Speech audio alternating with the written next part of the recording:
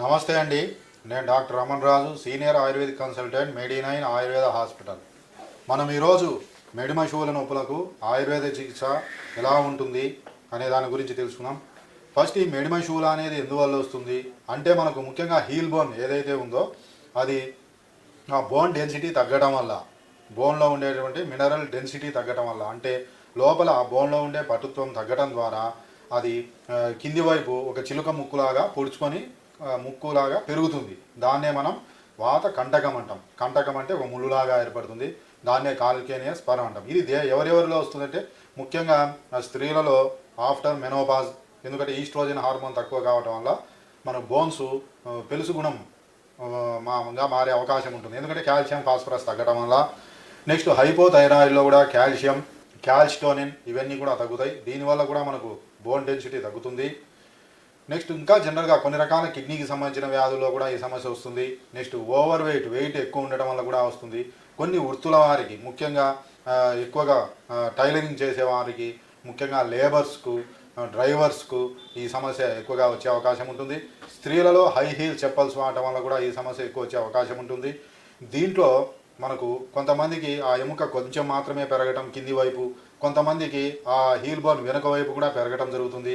మరి దీంట్లో ఏమేమి లక్షణాలు ఉంటాయంటే ఉదయం లేచినప్పుడు భయంకరమైన నొప్పి ఉంటుంది, తర్వాత నడుస్తే కొంచెం తగ్గుతుంది, మరలా కూర్చొని లేచేటప్పుడు కొద్దిసేపు ఎక్కువ నొప్పి ఉంటుంది, తర్వాత తగ్గుతుంది.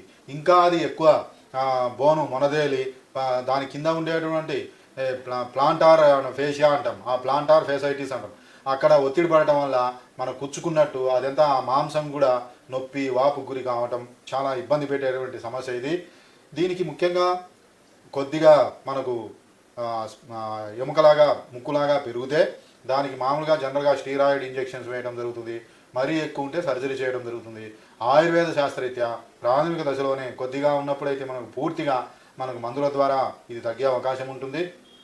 దీనికి పంచకర్మ చికిత్సలు అనేవి అద్భుతంగా పనిచేస్తాయి. దీంట్లో కొలాన్ థెరపీ లేదా వస్తికర్మ అని ఉంటుంది. వస్తికర్మలో మన క్షీరవస్తి అని, తిక్త క్షీరవస్తి అని, గుళూచాది వస్తి అని కొన్ని రకాల ఎనిమా ప్రొసీజర్స్ ఉంటాయి. ఇవి ఇవ్వటం ద్వారా మనకు శరీరంలో కాల్షియం, డి విటమిన్, ఫాస్ఫరస్ ఇవన్నీ పెరగటం ద్వారా బోన్ డెన్సిటీ పెరిగి ఆ పెరిగినటువంటి ఆస్టియోఫైట్స్ లేదా స్పైక్స్ అనేటివి తగ్గే అవకాశం ఉంటుంది. ఇంకా మనకు పైన చూర్ణపిండ స్వేదం అని, ఇష్టికా స్వేదం, వాలుకా స్వేదం, లవణ స్వేదం ఇవన్నీ కేరళ పంచకర్మ ప్రొసీజర్స్ అంటాం. ఆ మెడిమ పైన కాపడం పెట్టడం ద్వారా అది మనకు తగ్గే అవకాశం ఉంటుంది.